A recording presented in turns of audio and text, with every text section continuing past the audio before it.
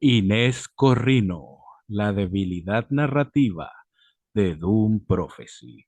Este es un personaje, Inés, bastante interesante de analizar, porque se proyecta, eso es indudable, se proyecta en la narrativa como para ser el elemento tridente que guía esta historia. Es decir, es el personaje con el que nosotros más deberíamos empatizar. Si comparo series, porque Doom, no vamos a negar que es muy al estilo Game of Thrones, son historias muy profundas, con lore bastante pesado de analizar por los distintos conceptos que maneja, tanto religiosos, psicodélicos, sociopolíticos, entre otros elementos como el amor, que nunca puede faltar. Se plantean esos elementos, pero esos elementos, claro, tienen que tener cierta coherencia.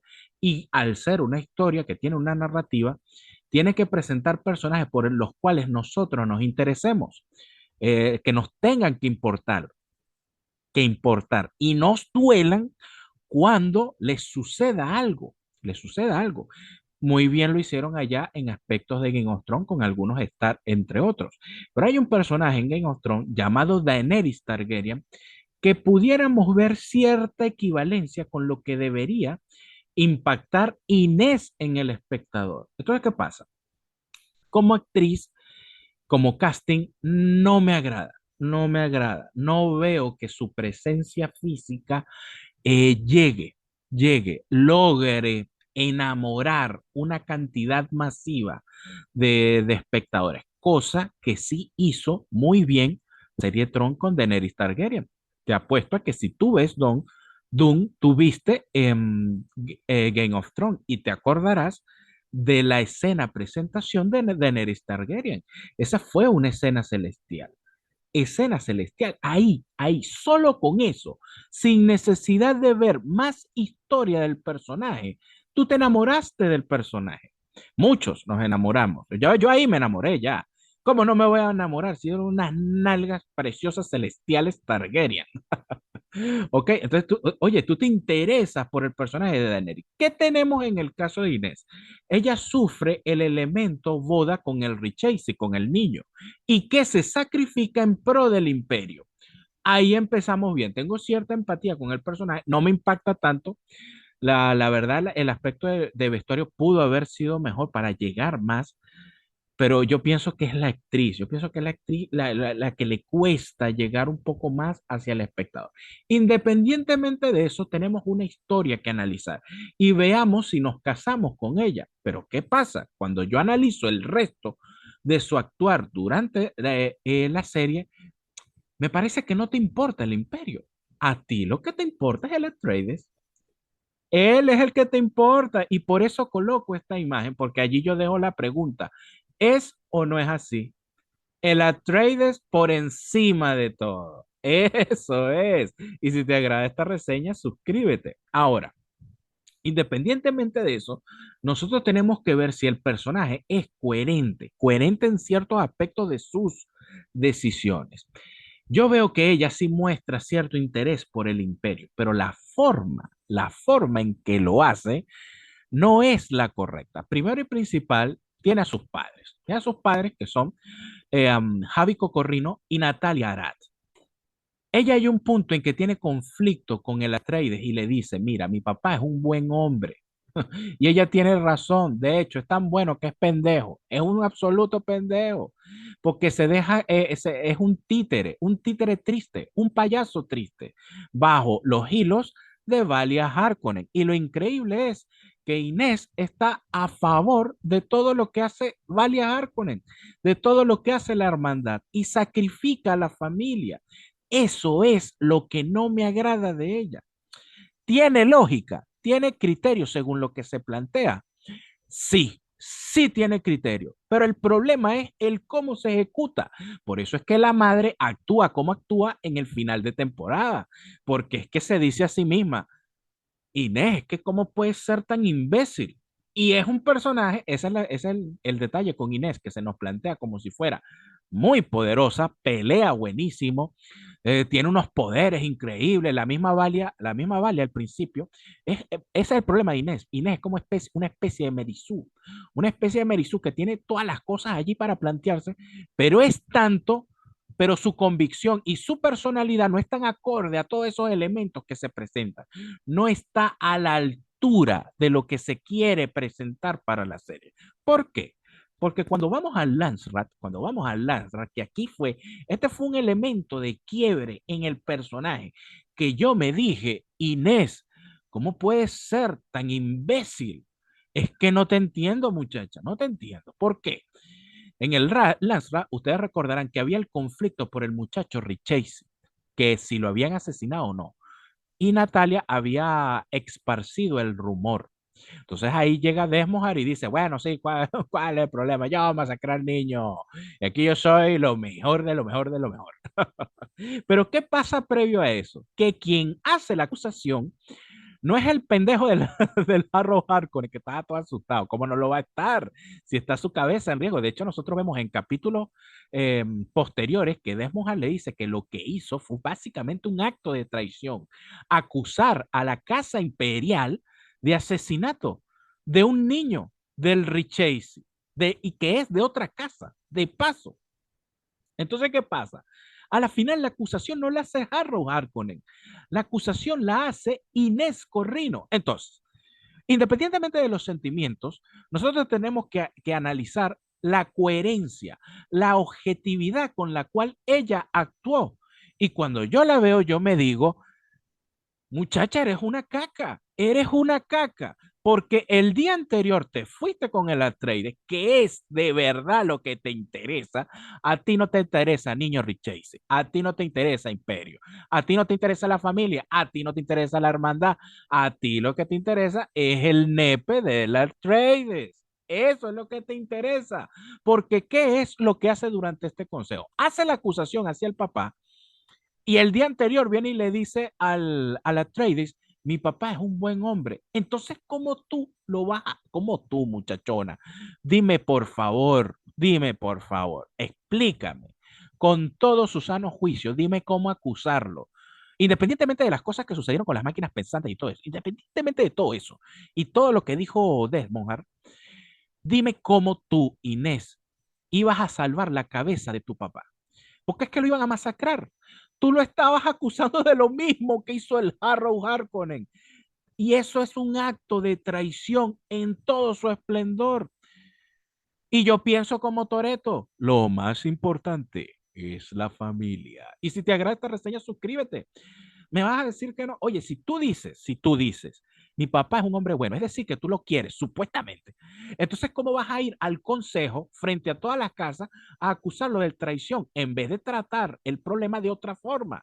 Sí, tu papá es un pendejo, tu papá es un pendejo que cayó en los hilos de este maestro títere que es Desmonjar. Pero tú eres otra pendeja más que has heredado los mismos genes de él.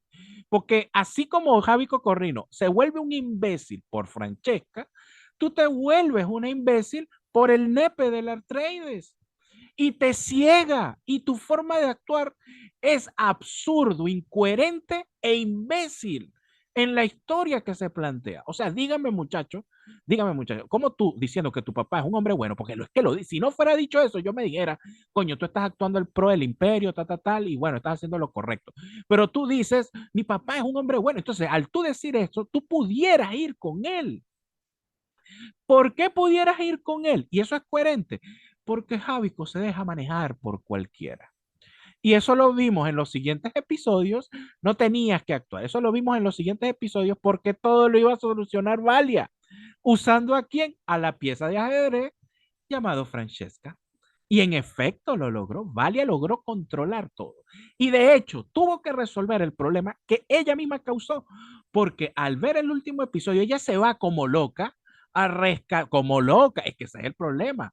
Es una Merisú, es una muchacha que nos las plantean como súper poderosa, como súper inteligente, súper peleadora, hace unas coreografías impresionantes, pero yo cuando veo tu modo de actuar es el de tu papá. ¿Y cuál es el modo de actuar de tu papá? Imbécil, ridículo, absurdo, incoherente, carente de objetividad. Ese es el gran problema de Inés Corrino. Ella viene y dice, no, mi papá es un buen hombre. Entonces, ¿por qué lo vas a poner en bandeja de plata, tal cual como si fuera un Juan el Bautista, ahí la cabeza en la bandeja de plata, al consejo? Lo que pasa es que sucedió todo lo que sucedió con las máquinas pensantes y bueno, no pudimos ver el resultado de esa atrocidad de la cual Inés lo acusó. Pues yo, porque ella dice, no, yo lo voy a acusar. Ay, ¿cómo lo vas a salvar? ¿Cómo lo vas a salvar? No, es que carece allí de empatía. Yo ahí me digo, este es el personaje que se nos plantea para que la segunda temporada nos interese. Está difícil. Por eso es que la veo como una debilidad que pone al Atreides, por encima de todo. A ella no le interesa el imperio, a ella no le interesa la hermandad, a ella no le interesa la familia. Claro, es que claro, cuando tú ves que ella va como loca, ella hace todo para liberar a la Atreides de la prisión porque le dijo que la ama, que la ama. Ajá, muchachón, y tú no evalúas lo que él iba a hacer. Lo que él iba a hacer, el Atreides que coloqué ahorita, iba a ejecutarlos a todos en pro del imperio. Y no lo hizo porque llegó la muchacha y bueno, ahí hay amor. Ahí hay amor, qué maravilla, la vida es bella. Iba a masacrar tu familia, Inés, a tu mamá. Y yo no vi que tu mamá ya hiciera, digamos que algo grave en contra de ti. Lo grave sería ese matrimonio súper forzado con el Rich Chase, del cual ella misma, como vimos allí, veía coherente en pro del imperio. Entonces por ahí yo no la puedo juzgar, porque a ella allí está actuando en pro del imperio. Entonces está bien, es un personaje que se está sacrificando por el beneficio de las masas, pero se cambia, se le da la vuelta totalmente eso al beneficio del nepe del Atreides. Pero es que yo no veo lógico cómo a alguien que iba a masacrar a tu familia, tú vas y haces todo por esa persona para salvarlo, solo porque te dijo que te ama. O sea, tiene que haber cierta coherencia. Y allí es donde entro en contacto, conecto con lo que hablaba de Daenerys Targaryen. A Daenerys Targaryen es un personaje que tú lo ves y tú dices, tú conectas con ella. Y muchas de las decisiones que toma son fuertes, son difíciles, pero tú la ves que tienen cierto criterio en pro de masas, en pro de algo, que inclusive no es solo de ella. Entonces, con Inés veo una gran debilidad narrativa porque no veo que cree esa conexión, esa simpatía con el espectador. Veo que el espectador creó más simpatía fue con los otros personajes que se desarrollaron muy bien durante la primera temporada y que generaron grandes conflictos. Pero, ¿cuál es el detalle con Inés? Que se nos presenta básicamente como la salvadora. Es que es la salvadora, pasa a ser básicamente la protagonista en la cual el resto del personaje actúa, porque la manda y todo lo que hace Valia, en teoría, entre comillas, es a favor de que ella llegue al imperio. Entonces, ¿cuál es el problema? Que ella se vuelve su papá.